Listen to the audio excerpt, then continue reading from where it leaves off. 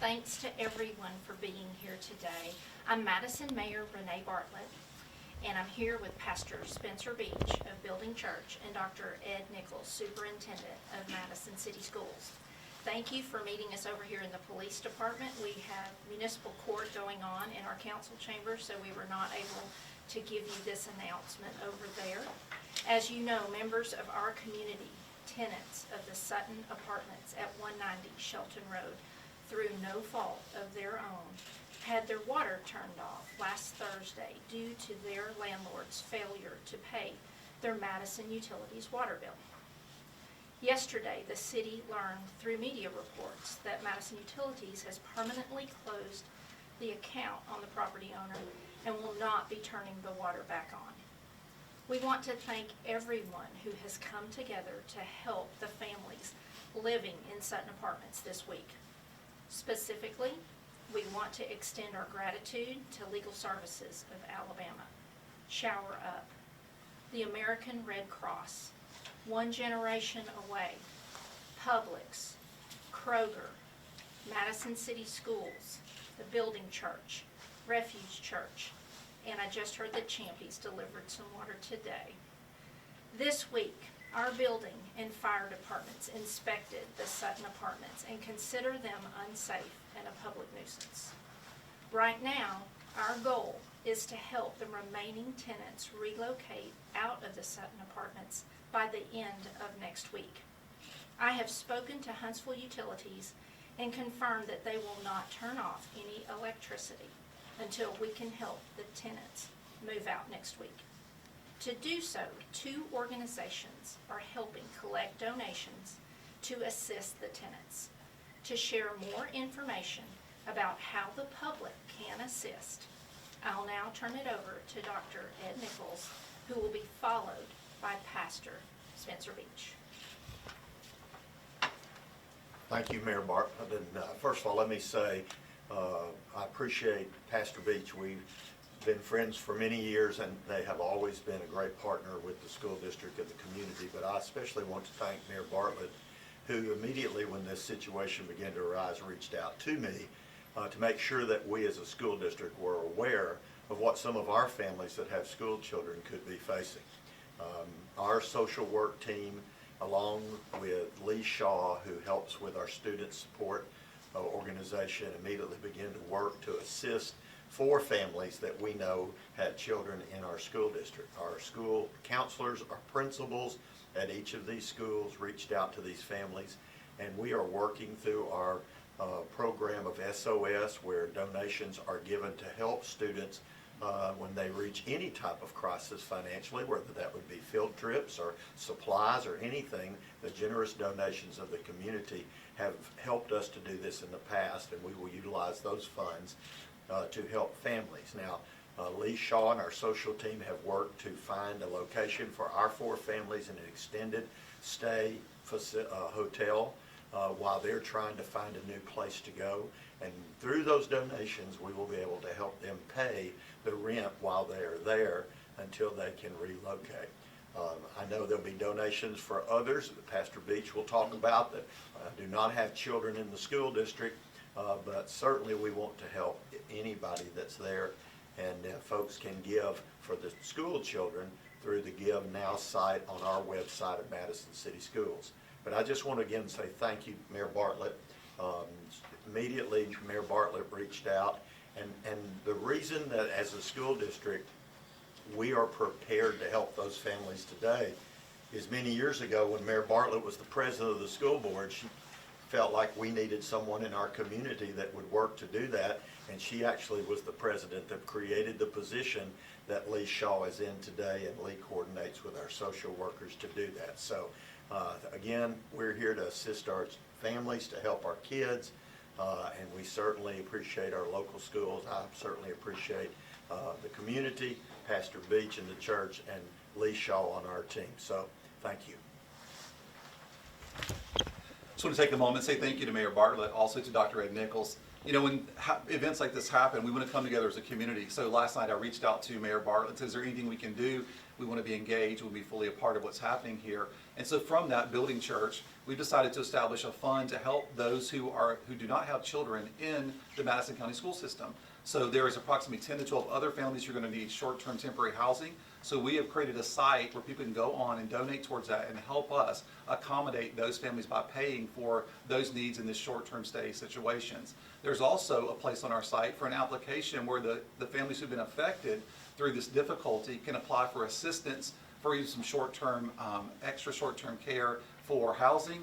Also where they can apply for some deposit situations as they begin to move into their newfound housing situations. And so we're trying to cover both short-term and also help them get into their next place of living by offering some money towards their deposits. We are guaranteeing that as a church, Building Church, but also we're partnering with other city organizations, Refuge Church, One Gen Away, as the mayor has said, many other organizations, Asbury, to make sure that these families are taken care of. So if someone would like to participate and be a part of that, if you have a need, if you're a Sutton resident and you haven't heard from us, you can go to buildingchurch.tv, you can click on the Sutton apartment link there and apply for assistance. Or if you're in our city and you'd like to partner and say, we'd like to help being a part of alleviating this financial strain on these families during this time, you can go to buildingchurch.tv, click on the Sutton link there and donate now as well. But we just want to take a moment and say thank you to all of the community partners for making this such an incredible thing for us to serve people in need who found themselves in this place by no fault of their own. So we look forward to helping and serving our city as much as we can and working with Mayor Bartlett and also Dr. Nichols. Thank you. Thank you so much, Pastor Beach, Dr. Nichols. We can't do this alone, and we're so grateful for the support of this community. We know that they're going to pull together and help us help these people at the Sutton Apartments. Now we're going to open it up for any questions that you may have. Mayor Chris Tatum with Way 31. At what point did the city, I'm talking about the cutoff, not the actual permanent cutoff, at what point did the city learn that Madison Utilities had shut off this water or were going to shut off this water? I found out late last Friday. It was almost closing time, and my building department contacted me that the fire department had been contacted that day, that afternoon, by Madison Utilities. Does this shut off affect any emergency equipment, fire hydrants or anything like that in that area? It certainly does. I did contact Madison Utilities when I found out that this had happened, because I thought, and we thought at that time, that it was being shut off Friday evening. And so I called to ask if we could postpone that till at least Monday so that we would have time to get some resources and notify the tenants. And they told me that actually they weren't cutting it off Friday night, they had already cut it off on Thursday. So indeed, that does present some challenges with respect to fire protection. So then Friday evening, I was conversing with our fire chief, Brandy Williams. She's here too if you have any questions about the plans that they need to make in order to provide for fire safety in the city. But they do have a plan and a way that they could answer a call now that they know that the water and the hydrants there at the Shelton Apartments have been cut off. And if I may, just to be clear, that you said the end of next week, Friday of next week is the 23rd. Is that your deadline by which you hope to have all of these people out? That is our goal. Is there a specific amount for donations that you need to meet to be able to help all of these families move out and get a different living situation? So there's not a limit or an amount or a goal at this point. The goal is to help them get to other apartments where we could perhaps pay down a deposit and help them pay for their short-term rental until they can find a more permanent place that they would want to be. I applaud Dr. Nichols for quickly finding a place in a hotel just for the students. And so I think long-term, though, if donations can come in, we can help them find a more permanent location. Is it unusual for, I'm a little concerned, perhaps I shouldn't be, but that you found out that the city of Madison found out after the water had been shut off to that many people and even a fire hydrant affected? Yes, it is quite unusual. I would hope that that would never happen again in the future.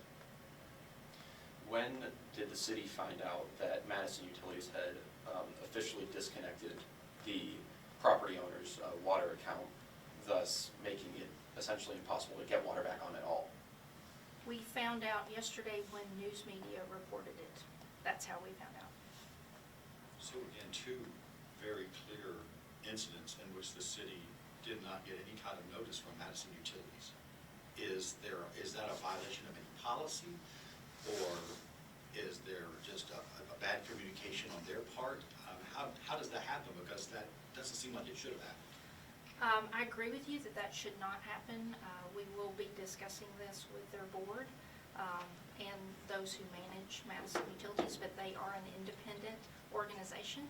They're governed by a separate board. They do not answer to the city of Madison. Madison's arrangement with Madison Utilities is very different from Huntsville or Athens.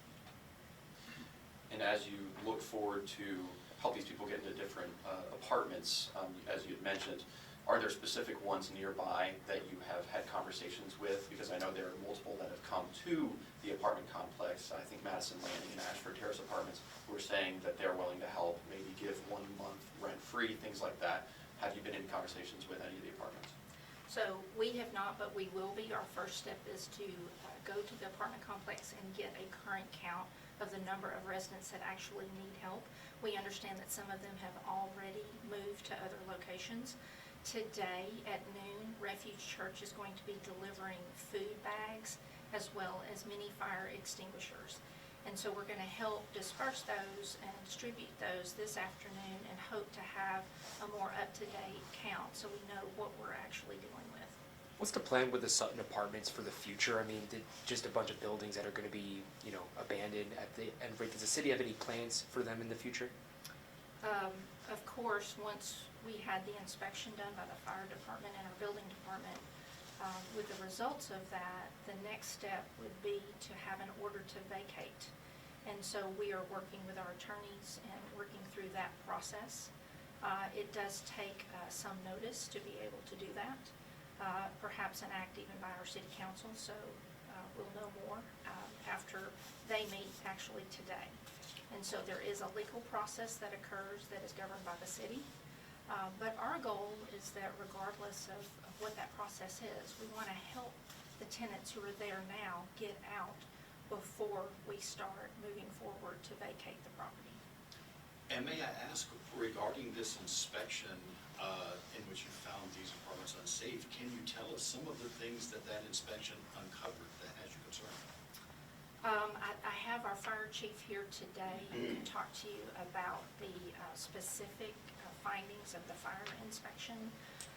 In terms of the code enforcement issues, those were more about the way that the stairs were trying to be reconstructed. There was an electrical panel, there's some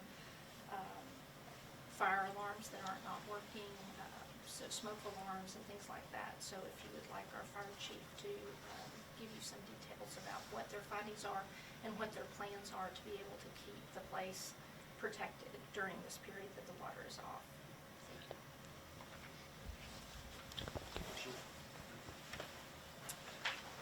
Good morning.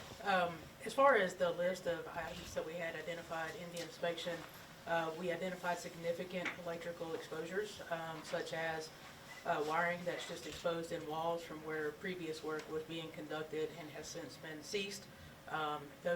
It's my understanding that the access to those apartments is wide open. The doors are standing wide open, so anyone can go into those apartments and be exposed to the electrical issues that are going on. There's also some issues with the utility meters on the outside of the apartment that's in complete disarray and unsafe as well. We were not able to gain access to all of the apartments due to not having, management on site, but we can only assume with the condition that the property is in that a lot of the smoke alarms in the individual apartments do not work. That's only an assumption. We did hear some chirping smoke alarms, which is an indicator that the batteries will soon die, and then you won't have notification if there was a fire. As far as protection of the property, unfortunately, with the way that apartment complex was designed, when you shut the water and the private fire hydrants are all on one system. So when you shut the water off, it shuts the water off to the private hydrants. There is a fire hydrant on Shelton Road, right about the entrance. It's actually to the east of 194 Shelton Road, so it would be just prior to the entrance into 190 Shelton Road. That distance to the entrance is about, from the hydrant to the entrance is about 400 feet, just a little less.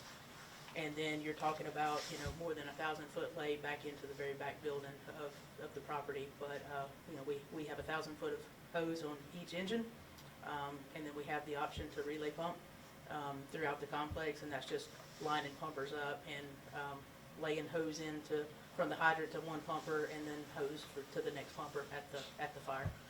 So we have the ability to take care of that, but the problem with that is that takes some time to lay out that much hose and make those connections.